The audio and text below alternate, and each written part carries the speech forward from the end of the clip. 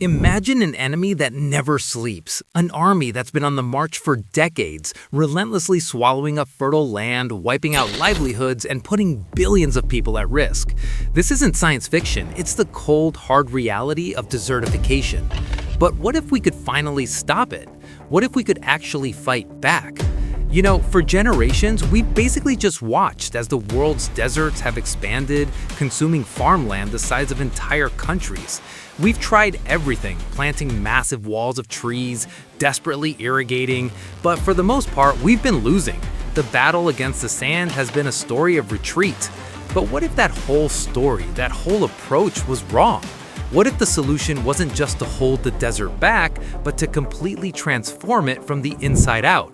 I mean, what if you could take the very essence of a wasteland, that lifeless shifting sand, and actually turn it into rich, fertile soil? Well, today, we're looking at a technology that claims it can do exactly that. Just look at this headline for a moment from the South China Morning Post. This is the news behind today's video. Great Green Wall 2.0. China is geoengineering deserts with blue-green algae. With that said, let's go straight to the intro.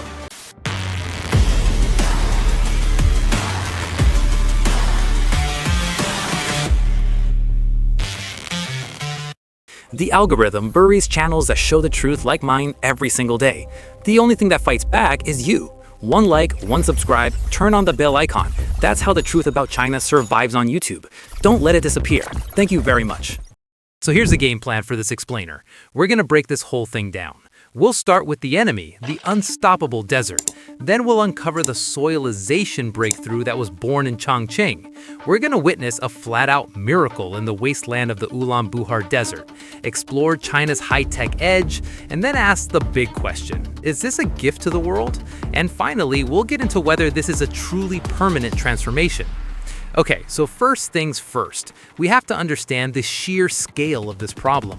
Deserts are expanding all over the globe. It's like a planetary siege that puts our food security and entire ecosystems under just immense pressure.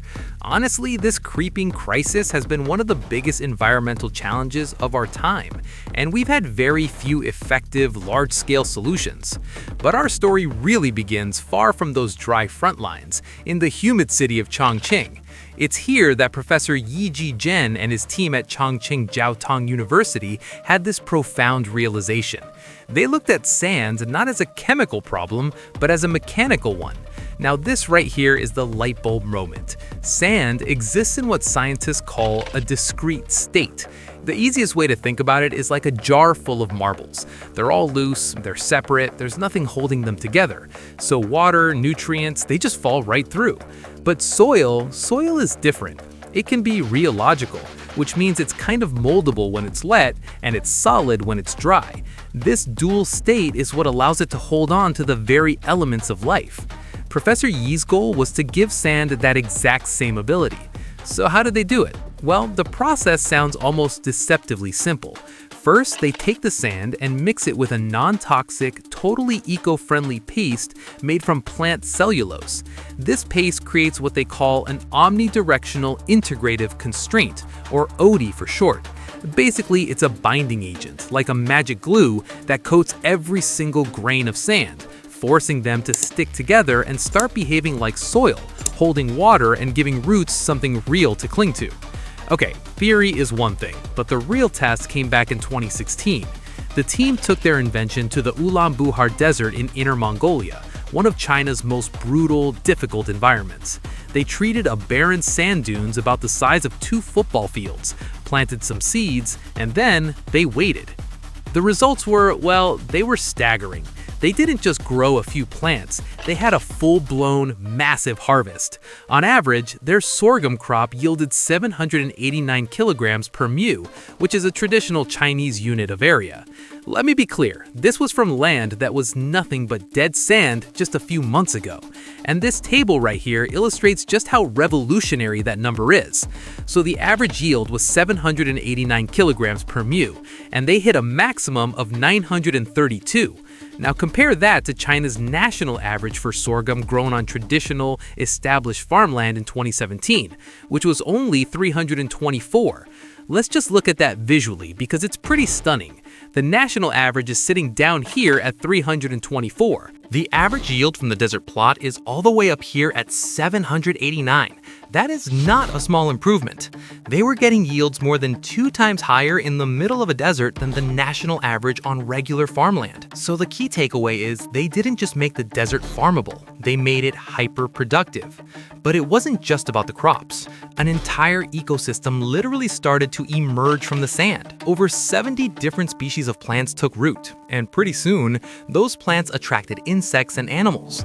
Frogs, butterflies, and birds started showing up.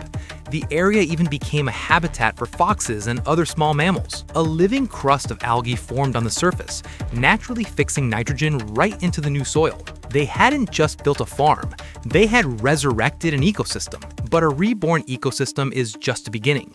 To make this work on a massive scale, this soilization breakthrough can't exist in a vacuum. China is integrating it into this incredibly sophisticated, high-tech agricultural system that looks like something straight out of the future. We're not talking about old-school farming here. This is a fully mechanized operation. Just take a look at this tech stack. They're pairing the new soil with perennial crops. That's genetically optimized rice and corn that you plant one time and can harvest for years without tilling, which is great for protecting the new soil. The field work? Oh, that's done by autonomous electric tractors guided by China's own Beidou satellite system for pinpoint accuracy. And that initial pace isn't sprayed by hand, it's sprayed by swarms of surgical drones. With results this dramatic, it's no surprise that the world has started to take notice. And China isn't just keeping this incredible technology for itself, it's positioning it as a solution for huge global challenges like food security and climate change. I mean, in 2022, the technology won the super prestigious Earthshot Prize, which was founded by Prince William, giving it massive international validation. Projects are already underway in Saudi Arabia to help the kingdom with its ambitious Green Arabia initiative. And Chinese teams are on the ground in several African nations like Rwanda and Uganda, teaching local communities how to use these techniques to secure their own food supplies. All right, now we come to the most critical questions of all. Is this really sustainable? Does it require constantly reapplying this magic paste? And how much water does this whole process actually need? Well, the answers are, frankly, the most impressive part of the entire story. I mean, this is the natural skepticism anyone would have. A solution that sounds this good, it has to have a catch, right? It must require a huge ongoing investment of resources to keep it going. But here's the answer from the researchers. The paste, the core of this whole technology, is applied only one time. That's it. It is not an annual treatment. It's a one-and-done, permanent transformation of the sand's mechanical properties. And here's why it works long-term. As the first crops grow and then die, their decaying roots add natural organic matter, making the soil richer and richer year after year. The soilized sand even has a self-repairability. If it cracks during a drought, the next rainfall causes it to become moldable again and naturally heal the gaps. This fosters a growing microbial biome. And get this, many of these plots, after an initial watering, now thrive on natural rainfall alone.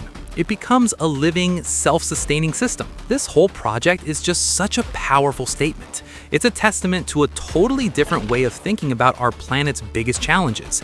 It suggests that with the right science and a truly bold vision, our most desolate landscapes might just hold the key to a more abundant future. What we're seeing here is more than just an agricultural project. It's a demonstration of how technology can fundamentally reshape our world. China isn't just preparing for the future, they're actively building it from the ground up. Literally, one grain of sand at a time. So, what do you think? Is this the silver bullet we've all been waiting for? Could a simple cellulose-based paste really be the key to ending global hunger and reversing desertification?